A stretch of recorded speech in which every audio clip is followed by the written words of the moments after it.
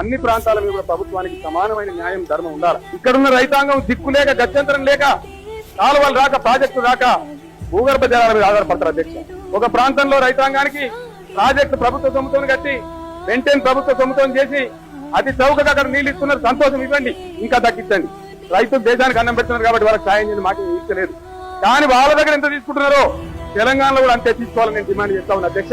తెలంగాణ రైతాంగానికి వ్యవసాయానికి ఫ్రీగా పవర్ సప్లై చేయాలని చెప్పి నేను డిమాండ్ చేస్తా ఉన్నా అధ్యక్ష. ఇది న్యాయం చేసినట్టు అవుతుంది తప్ప ఏం గొంతెమ్మ కోరిక. My demand is right demand. ఏ నాటికైనా సరే ఇదే ఓల్డ్ అప్పర్ కృష్ణా ప్రాజెక్టు నుంచి మహబూబ్ నగర్ కాలువలు రావాల్సిందే. తెలంగాణ ప్రజల వాళ్ళ న్యాయమైన హక్కు సాధించుకొని తీరుతారు అధ్యక్ష. ఇది చరిత్రలో జరగబోయే సత్యం, మీరు చూడబోతారు. హరిహర బ్రహ్మాదులు అడ్డమచ్చిన, మీ తాత జేజమ్మలు అడ్డమచ్చిన, మీ కండ్ల ముందే పాలమూరు ప్రాజెక్టు కట్టి ఇక్కడ లక్షల ఎకరాల సాగులోకి తీసుకొచ్చి చూపిస్తాం.